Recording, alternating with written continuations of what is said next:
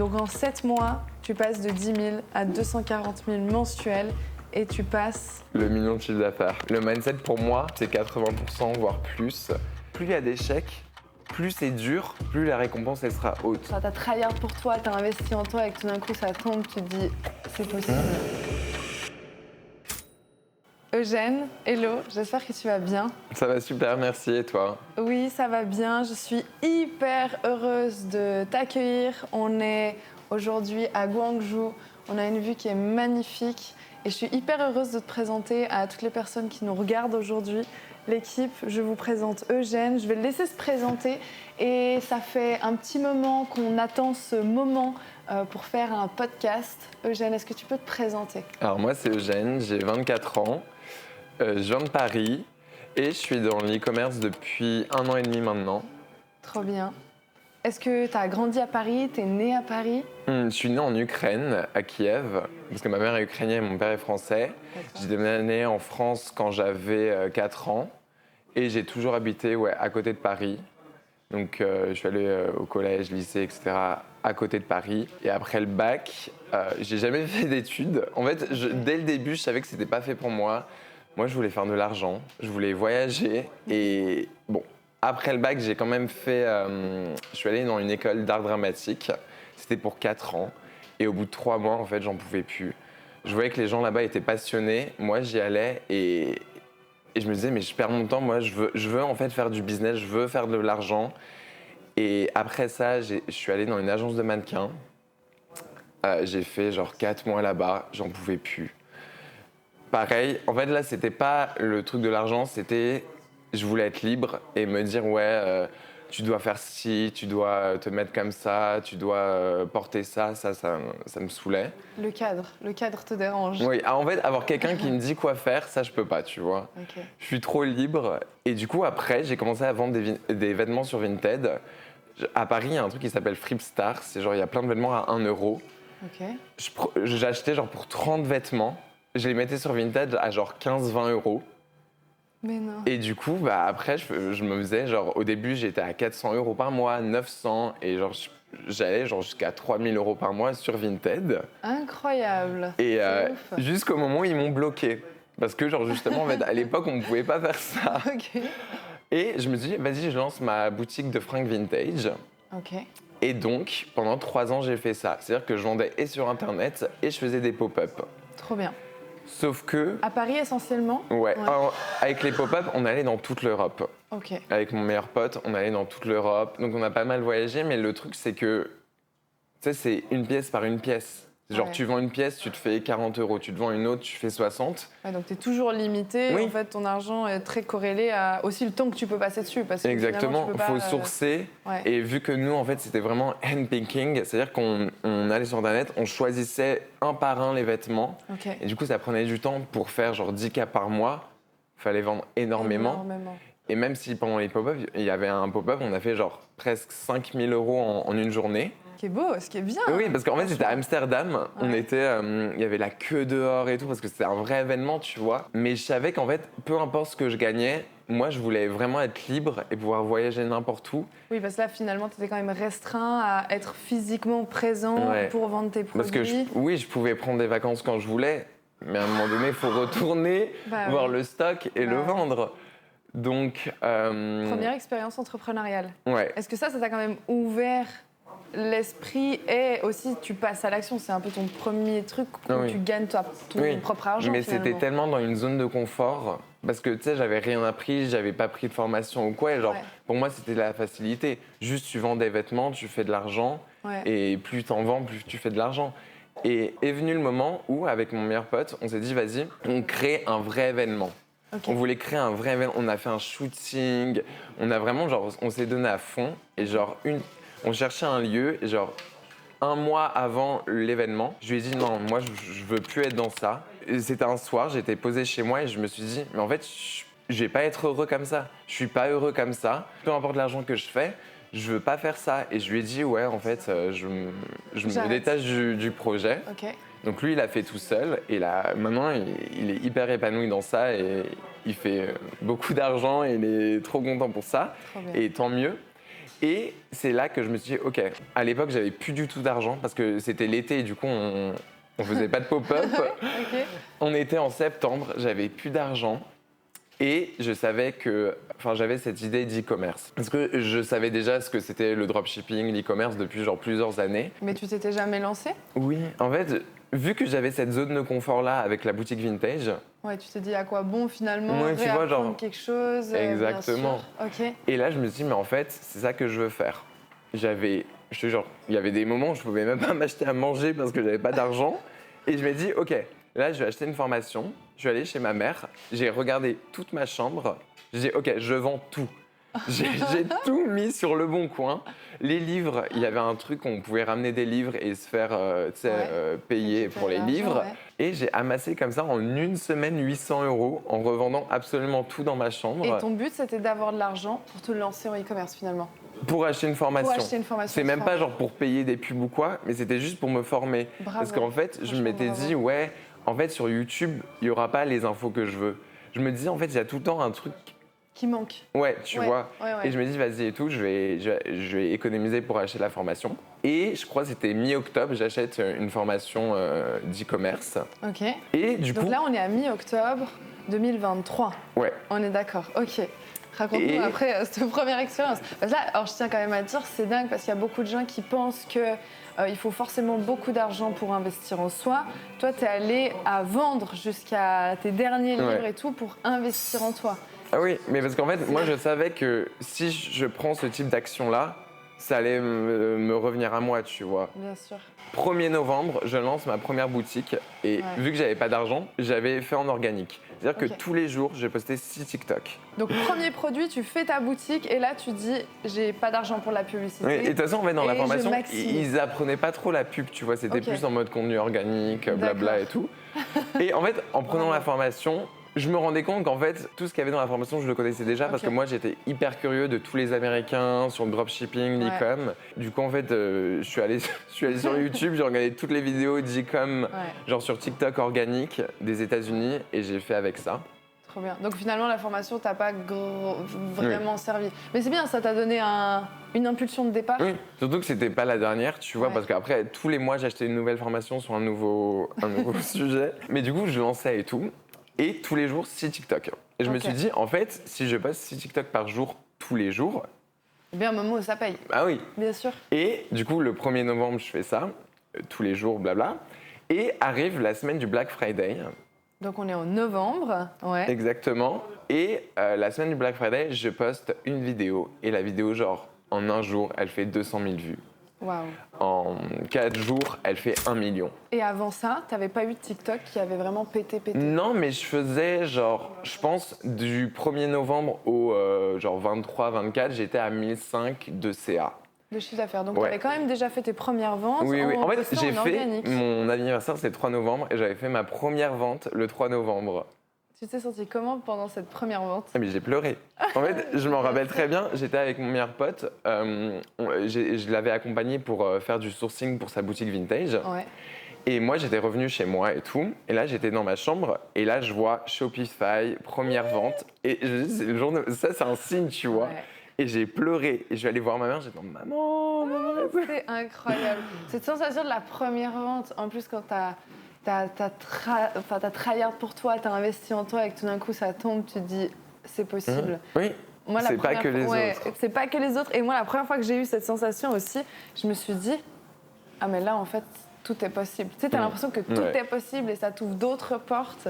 Et du coup, après, qu'est-ce qui se passe? Et du coup, là, la vidéo, du coup, elle fait le buzz. En 3 jours, j'avais fait 15 000 € de chiffre d'affaires. Ok. Parce qu'en fait, j'avais accès le truc en mode Black Friday. Et du coup, les gens, ils achetaient pour le Black Friday.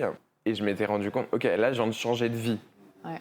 Tu vois, parce que je suis passé de, genre, vraiment, j'avais 0 source de revenus à, genre, faire 15 000 € T'aurais avec, genre, pensé- 50% de bénéfices. Parce qu'en fait, je faisais Ah un x2 vu que j'étais en organique. T'aurais pensé que ça aurait pu aller aussi vite? En fait, je me posais même pas la question. Je faisais. Tu faisais. Et en fait, Ouais. tu sais, quand t'as trop d'attentes, tu dis, OK, la semaine prochaine, il y a une vidéo qui va buzzer et je vais faire Ouais. tant et tant, ça va jamais se produire parce que t'es dans cette attente. Alors que quand juste t'es dans le flow, juste tu passes à l'action, tu fais, tu te poses pas de questions, bah là, le truc, ça marche, tu vois. Ouais.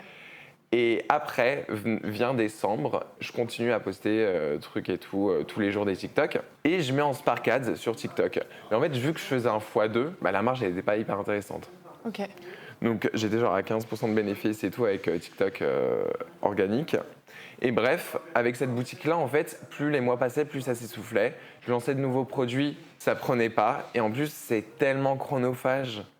C'est 6 toujours TikTok la même par chose. jour pour chaque marque. Franchement, c'est courageux parce que quand tu fais 6 TikTok par jour, encore et encore et encore, alors quand tu es dans la période de Noël, Black Friday, tu as des gros résultats, mais après quand tu arrives janvier, Ouais. tu prends le revers Oui. de la médaille aussi. Et tu sais, je postais et je voyais aucun résultat. Je dis bon, je continue. Et en fait, moi, je t'avais suivi, je crois que je t'avais découvert en novembre-décembre.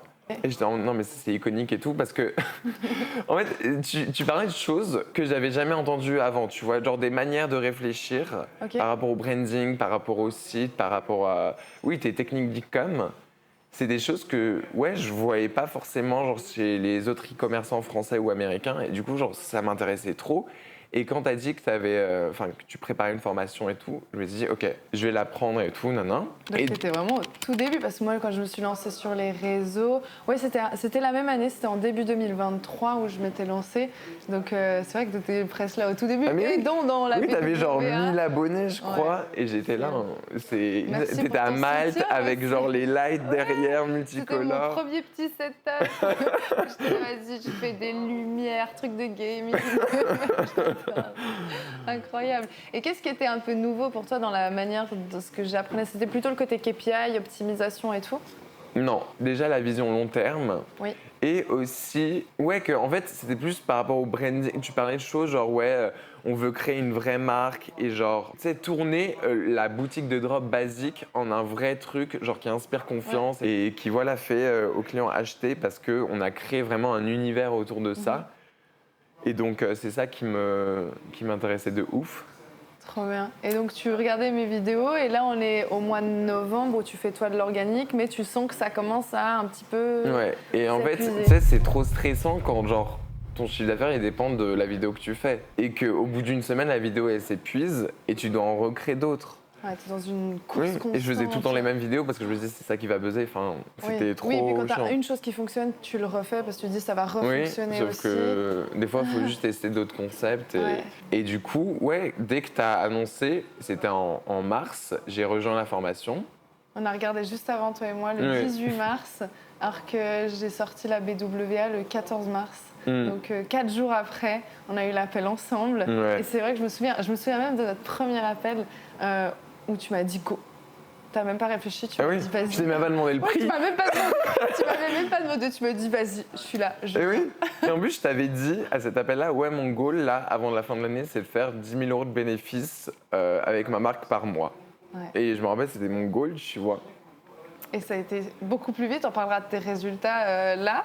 Et raconte, donc tu rentres le 18 mars dans la BWA. Et découvres, moi, je me suis dit, ok, le 1er avril, je veux lancer ma boutique. Et donc, j'avais genre 12 jours. Oui, et surtout, tu parlais de faire des shootings avec des modèles et tout dans ta formation. Et du coup, je fais un shooting, je fais le montage, je fais le site et tout. En vrai, j'étais vraiment en mode fast, tu vois. Et du coup, tu m'as fait des retours et tout et tout. Et je lance la boutique, sauf qu'en fait, le produit que j'avais sourcé, il était hyper cher à l'achat. Je crois que c'était avec la livraison, c'était 14 balles. Ouais. Du coup, je l'avais mis à 50 €, sauf que la valeur perçue, elle n'était pas non plus de ouf, tu vois. Ouais. Le site, c'était un template gratuit. Ouais. Du coup, c'était pas non plus genre hyper premium. Et du coup, en fait, je faisais pas de vente. Mais je me disais, non, mais c'est pas grave. Dans mon whatever. Ouais, tu t'es jamais vraiment posé la question de est-ce que je vais réussir ou pas? Parce que là, tu as fait tes vêtements sur Vinted, tu fais de l'organique, maintenant tu testes une boutique, tu vois que tu n'as pas forcément de résultats. Qu'est-ce que tu te dis à ce moment? Je continue ou... Ah oui, en fait, c'est un truc que j'ai découvert avec les réseaux, c'est qu'il y a énormément de gens qui ont peur de l'échec. Et moi, c'est un truc que j'ai jamais eu. Jamais je me suis dit, ah, j'ai peur parce que je vais échouer. Non. Mais parce qu'en fait, je comprends pas le concept parce que si t'échoues, bah après tu refais. Oui. Après tu refais et en fait j'ai juste l'impression que peur de l'échec c'est par rapport aux autres, tu vois, genre t'as peur que les autres voient que t'as échoué. Ouais. Parce que moi je parlais de rien à personne. Bien sûr. Donc il y a juste moi et moi, tu vois. Bien donc. Et là du coup première boutique. Ça marche pas. Pas ouf. je continue à optimiser, comme tu m'avais fait des retours, Ouais. j'optimisais, j'ai vu avec le prix pour augmenter, pour baisser, etc. Et je faisais genre 1, 2 ventes par jour, mais genre rien de concluant. Ouais. Après, j'avais trouvé un autre produit, valeur perçue pas assez forte. Et tu sais, c'était des trucs un peu lifestyle, etc. Donc, c'était pas non plus problème-solution. C'était pas. Et mes créas, elles étaient pas hyper bien. Même si, en les regardant, ça va, tu vois. Mais... Et je lance, ça marche pas. Je relance une boutique, ça marche pas. Et je faisais quelques ventes par-ci, par-là, mais c'était pas non plus des trucs de ouf. Mais toi, tu avais toujours quand même l'ambition de créer quelque chose de gros. Tu as toujours voulu faire pas mal d'argent. Donc toi, ton cap, c'était vraiment de trouver un produit qui est ultra scalable où vraiment tu puisses en tirer beaucoup d'argent. Ah, mais en fait, c'est pour ça que je faisais que échouer parce que je me demandais tout le temps à l'univers, ok, moi, je veux pas faire 10 000 euros par mois de chiffre d'affaires. Moi, je veux faire des 100, des 200, des 300. Et c'est pour ça que j'échouais. Et à chaque échec, je me disais, ah, mais ça veut dire qu'en fait, je suis destiné à 10 fois mieux. Ouais, et à chaque échec, je me disais, ok, plus il y a d'échecs, plus c'est dur, plus la récompense, elle sera haute. Donc, quand ça fait 10 boutiques que tu fais, plus les autres que j'avais fait en organique qui échouent, je me disais, mais en fait, là, je vais péter le million. C'est sûr. Et oui, et du coup, en fait, ça devenait, en fait, j'avais tellement programmé mon cerveau, c'est qu'à chaque échec, j'étais encore plus heureux. Ouais. Je me disais, mais... L'univers me réserve quelque chose de bien plus gros que ce que je suis en train de faire actuellement. De ouf. C'est trop beau. Et en fait, en parallèle de ça, j'avais quand même mon truc, ma première boutique qui était en organique. Ouais. En fait, je testais de nouveaux concepts et tout, vu que je devais avoir... Enfin, je devais vivre, tu vois, Bien je devais sûr. avoir de l'argent. Donc, je postais des TikTok et tout, et je faisais quelques ventes par-ci, par-là. Donc ça te permettait quand même de gagner de l'argent. Ouais, je faisais genre en vivre. bénéfice, genre 2 000 à 3 000 euros par mois. Ce qui est très bien, Oui. finalement. Parce qu'il y a des personnes aussi, et je pense qui nous regardent, qui aussi se contentent et aimeraient gagner 300, 400 000, 2 000 euros par mois. Mais toi, c'est bien parce que ça te permettait de vivre, de payer tes factures mais en fait... et de réinvestir en toi. Sauf que le problème, tu vois, c'est que dans ma tête, j'étais déjà millionnaire, alors que je faisais que 2 000 à 3 000. Du coup, mes Airbnb, c'était genre 2 500 euros le mois. Ah oui, d'accord. Ça rentre, ça sort. Mais tu sais, moi, je pense que c'est le meilleur investissement, c'est le loyer. Vraiment, vraiment. Au tout début, à Malte, je mettais plus de 50% dans mon loyer parce qu'on vivait dans un truc de ouf, full marbre, bord de mer et tout. Et à chaque fois, je pense, c'est ce qui m'a rendu riche. Ah mais oui. Le fait de vivre au début dans un environnement où je me suis dit, ok, là, je suis bien, tu te réveilles, t'es bien, bah finalement, t'es dans un mood où tu veux travailler, où tu sais que ça va arriver. Mais de ouf. Et moi, je suis exactement comme toi. Le loyer, pour moi, c'est le plus important. Dont l'hôtel. Voilà, on est bien ici et c'est aussi pour ça que je me suis dit il faut qu'on mette la majorité de l'investissement dans l'hôtel. De ouf. Et donc là, on est à quelle période? Tu rentres en mars, tu lances tes donc là, boutiques. je lance cette boutique et genre tous les mois, je lançais une nouvelle boutique, ça prenait pas.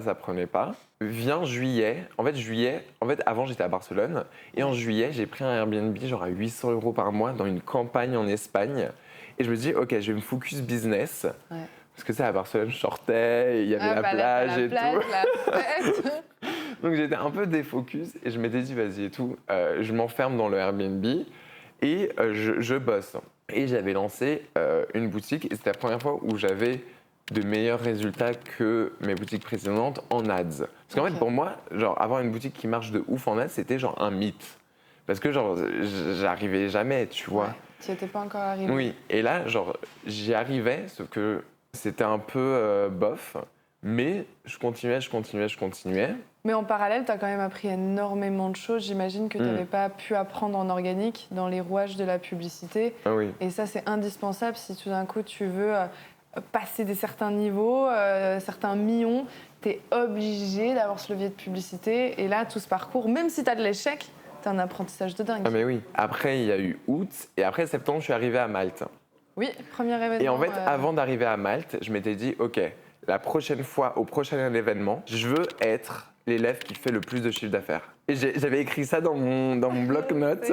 J'étais en mode, je suis fier de moi parce que je suis la personne qui a le plus de résultats dans la BWA. Et là, petite parenthèse. Et j'inspire tout le monde. Et petite parenthèse, tu es aujourd'hui l'élève dans la BWA qui a réalisé le plus gros chiffre d'affaires en un temps record. Donc tu as coché cet objectif, Eugène, et bravo, bravo. Il va parler de ses résultats, mais tu as validé ça. Bravo. Un objectif réalisé. Mais c'est là que en fait, je me rendais compte que plus le temps avançait, plus le mindset était important. Parce que après Malte, en fait, je suis revenu à Paris parce que j'avais plus d'argent. Là, c'était encore pire que tout ce que j'avais avant. Là, tu viens à l'événement à Malte et post-Malte, tu te dis OK. Oui, en fait, il me restait une semaine à Barcelone. Donc, je faisais une semaine, je rentre à Paris, j'avais 100 € sur mon compte, 150. J'arrive chez moi, une lettre de PayPal, 800 €. Parce que je devais payer les stocks. Et en fait, je payais avec PayPal sauf que j'avais pas l'argent sur mon compte. Du coup, ça enlevait sur le solde PayPal. 800 € PayPal, 300 € les impôts. Et je me dis, OK, là, j'ai genre 1000 € que je dois à l'État. J'ai 150 € sur mon compte. Qu'est-ce que je vais faire? Je vais lancer une boutique. Et donc là, je lance une boutique. Je fais des recherches et tout. Et là, je passe vraiment du temps sur le marketing. Je me dis, OK, là, il n'y a pas de...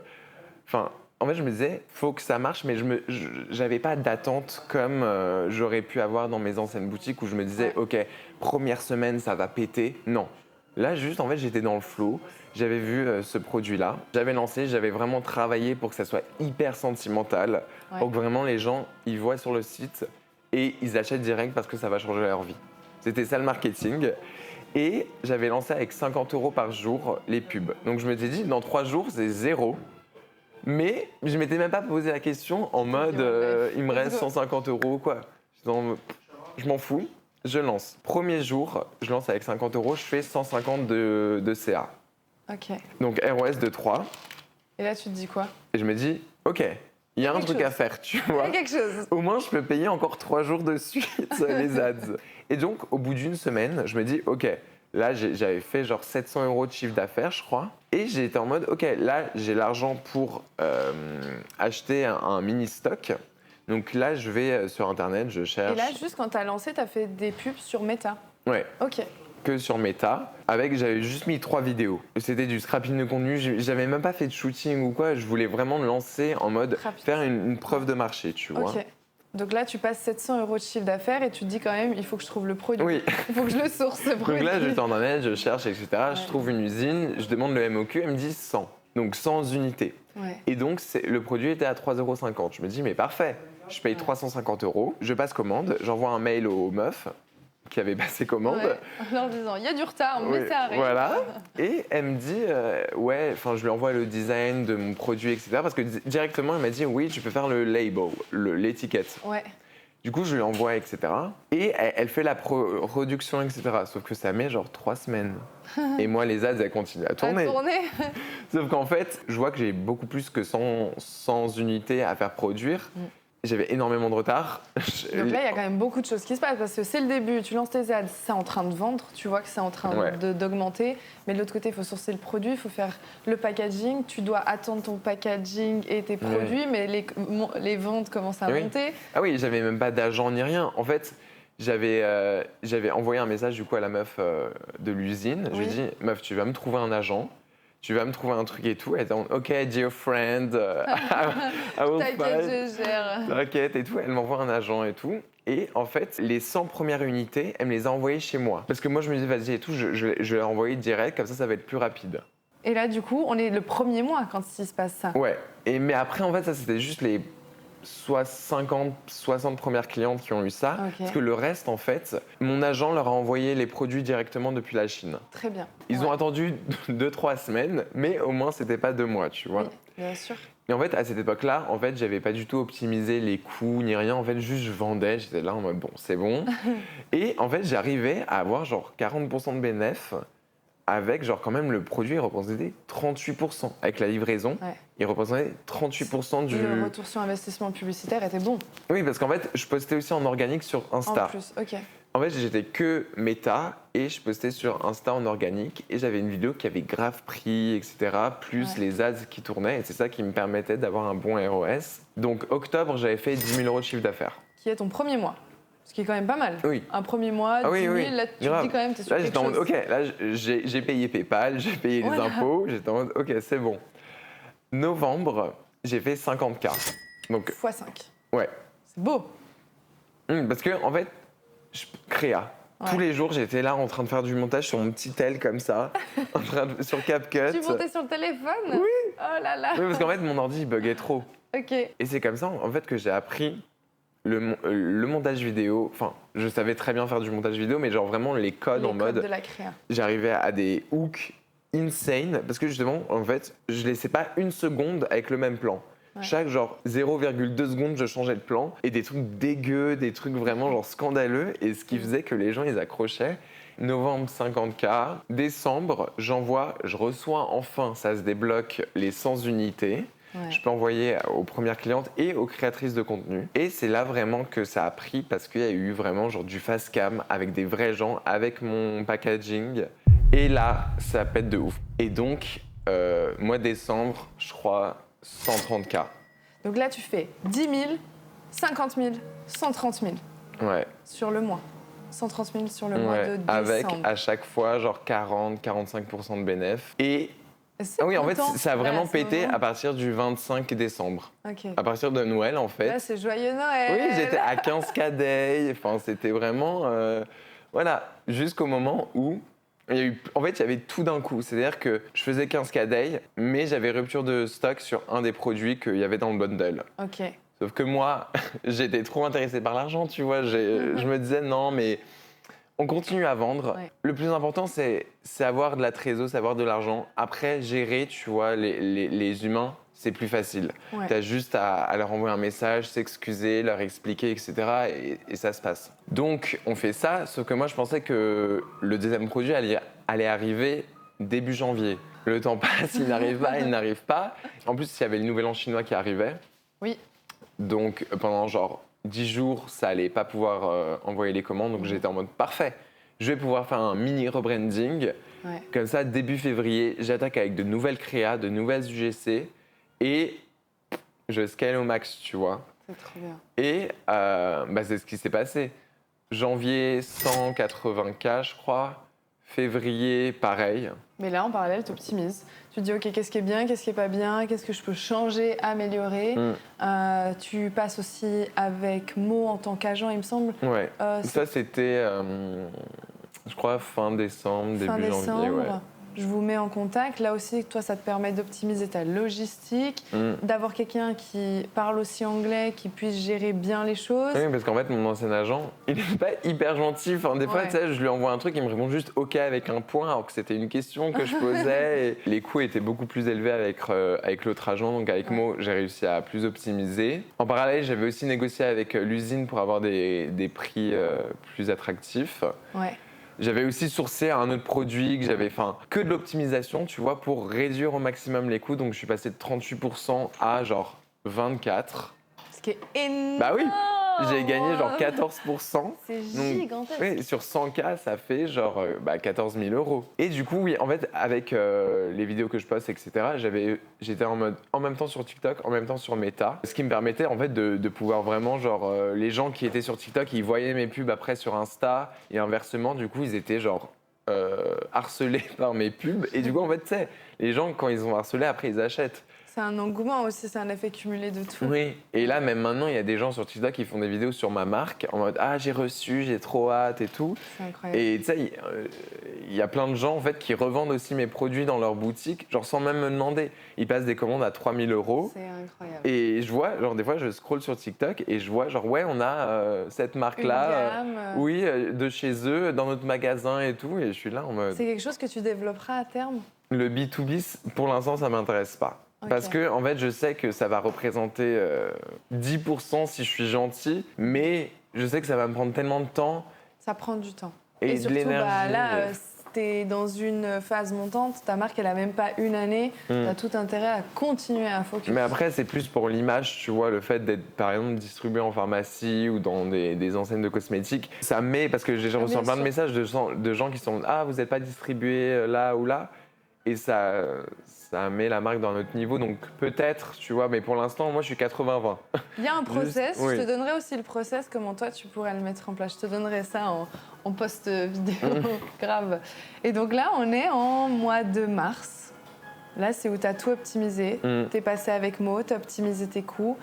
Ton stock est aujourd'hui dans la warehouse de la BWA. Ton marketing, il fonctionne, tu as compris ce qui fonctionnait.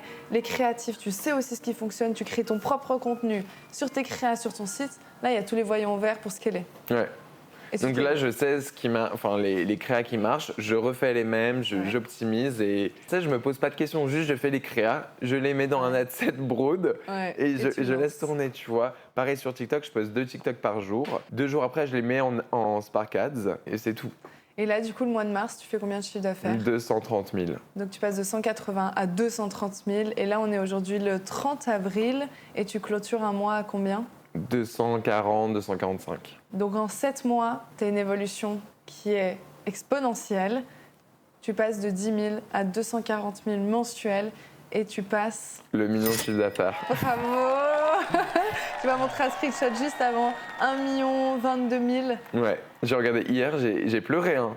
1 million de chiffre d'affaires, Eugène, en 7 mois. Est-ce que tu aurais cru, quand tu repenses? Finalement, oui, parce que tu as toujours voulu ça.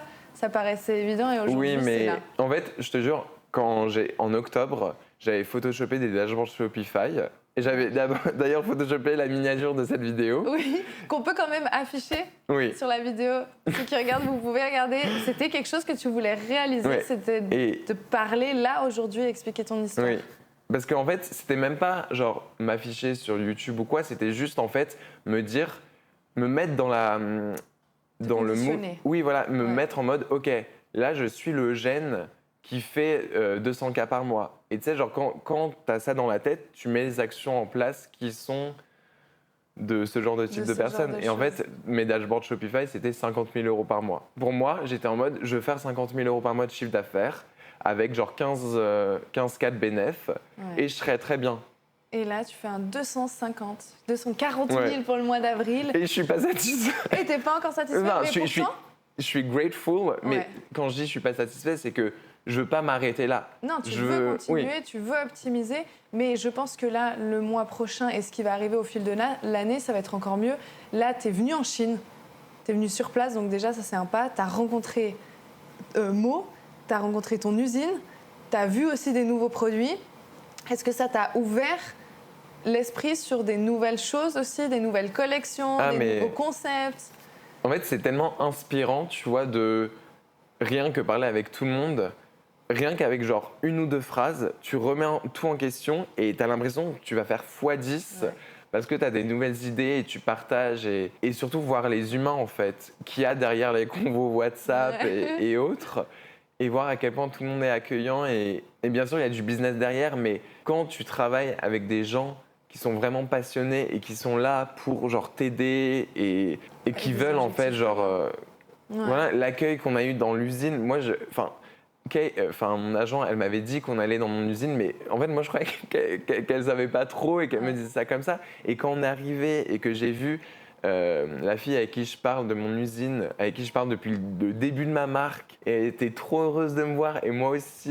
Ouais. Et enfin, juste en fait, au retour du bus, je repensais à tout ça et je me disais mais à quel point je suis chanceux parce que je sais de là où j'ai commencé et là où je suis maintenant et c'est juste incroyable, tu vois. Je pense que tu peux être fier de toi et de voir les humains derrière.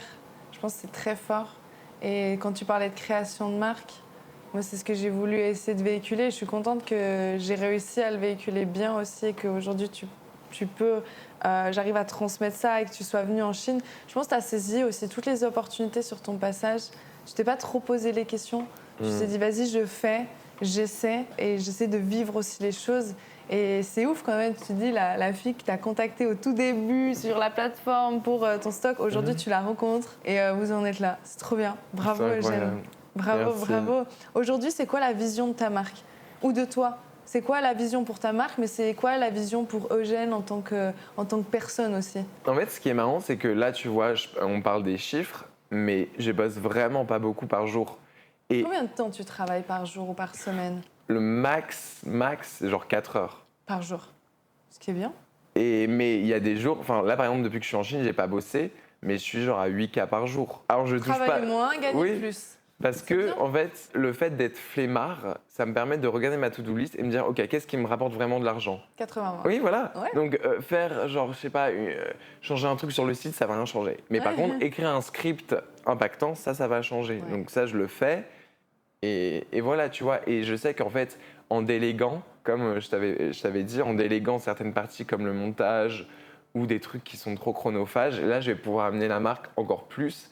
Et je sais que là, je dors à côté d'énormément d'argent. Et en fait, c'est juste hyper stimulant de se dire, tu peux faire toujours plus. Et quand tes efforts ils sont récompensés par de l'argent, enfin, tu sais, j'ai pas besoin de plus d'argent. Ouais, mais tu peux quantifier Oui, tu vois. l'impact de ce que tu Exactement. fais aujourd'hui et te dire, OK, après, je pense que le but du e-commerce, moi, ça a toujours été un business model que j'aime parce que tu peux vraiment travailler moins et gagner plus. Et comme tu dis, quand tu as une to-do list et tu dis, OK, ça c'est important, ça c'est 80-20 parce que je sais que c'est un levier qui va m'aider, finalement, quand tu as cette philosophie, tu dis, OK, comment je peux quantifier mes choix? Et finalement, les bons choix font que c'est un effet exponentiel où ça peut être beaucoup plus d'argent derrière. De ouf. Est-ce que tes clientes sont satisfaites? Est-ce que tu as des tu sais retours de tes au clientes? début, j'avais peur de ça, tu vois, parce que j'avais eu des retours négatifs. Et bien sûr, les gens qui sont pas contents, ils le disent. Et ceux qui sont pas contents, ils le disent pas, mais ils rachètent. Bien sûr. Et là, maintenant, je crois sur mon site, j'ai 20 ou 25% de recurring. C'est beau. Oui. En 7 mois. Ta marque n'a même pas un an. Oui. C'est énorme. Et je reçois des messages, plein de messages de gens qui sont ah oui, c'est trop bien, ça marche trop bien, je suis trop contente. Et ça me fait trop plaisir, tu vois, parce que je sais les moments où j'ai galéré, où il y a eu des problèmes de stock, des problèmes de bad buzz. Là, OK, j'ai la liberté, je peux faire ce que je veux et je peux voyager où je veux, mais aussi j'apporte du bien aux gens. Oui, et tu as une bonne usine. Hier, tu es allé voir, tu as vu les produits et on a vu, ils ont toutes les législations, ils font super attention. C'est quand même une grosse boîte. Là, ils changent de locaux, ils vont produire 2 fois plus. Ça reste quand même une belle boîte que tu as trouvée. Ah oui, non, mais surtout quand tu regardes la liste des ingrédients. Hier, on regardait la liste des ingrédients, que des trucs naturels. Naturel, c'est trop bien. Genre là, mon produit, il est noté 100 sur 100 sur Yuka. Bravo. C'est trop bien. Mais oui. Un bon produit, un bon business, tu as une bonne philosophie, tu fais les choses avec le cœur aussi. Et ça, je pense que c'est important de le faire avec le cœur, dans la bienveillance. Je pense que tu peux être fière de toi, Eugène. Est-ce que tu as quelque chose à recommander aux personnes qui nous regardent? S'ils ont envie de se lancer, il y a des gens qui nous regardent qui n'osent pas, il y a des gens qui ont un peu de résultats mais qui sont un petit peu perdus. Qu'est-ce que tu peux recommander à tout à chacun? Moi, je dirais d'abord, concentrez-vous sur votre mindset. Le mindset, pour moi, c'est 80%, voire plus. Quand tu es dans une énergie où tu vois les opportunités, tu vois l'abondance dans laquelle on est, automatiquement, en fait, tu attires ça dans ta vie, tu vois. Et des fois, quand je parle avec des gens, ils sont là en mode « Ah non, mais c'est hyper dur de faire de l'argent, c'est hyper dur de faire plus de 3 000 € par mois, c'est hyper dur. » Et je suis là genre « Guys, enfin, voilà. » Et c'est pour ça, en fait, à partir du moment où j'ai lancé ma marque, j'ai coupé tous mes amis. J'ai plus d'amis, plus rien.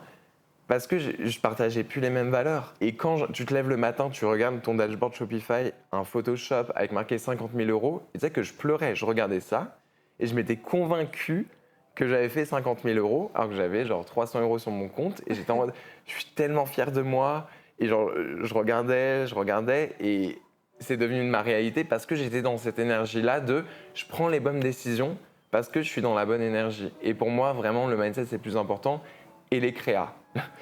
Les créas, c'est vraiment, faut poster. Ouais. Tous les jours, jusqu'à ce que ça marche, jusqu'à ce que vous compreniez les rouages du montage, des angles marketing, tout tester. Vraiment, pour moi, les créas, c'est le plus important. Et c'est ça qui fait vendre. Trop bien. Franchement, Eugène, c'était un plaisir. Et je le redis, tu as atteint ton objectif au sein de la BWA. Tu es l'élève qui a réalisé une ascension fulgurante. Tu étais dans les 10 premiers. Tu passes de 0 à plus d'1 million de chiffre d'affaires en 7 mois. Eugène, bravo. Merci. Merci d'avoir été là. J'espère que toute personne qui nous a écoutés, ça vous a inspiré, ça vous a plu. Je pense que l'histoire d'Eugène, elle est inspirante, pas que pour l'aspect financier. Comme il dit, le mindset, le fait de croire en soi, le fait de continuer, de persévérer et de se dire que c'est accessible. Bravo encore Eugène et merci beaucoup. Merci Maïline pour tout ton travail, c'était incroyable et c'est que le début. Merci Eugène. Et toi aussi tu peux être fier de toi.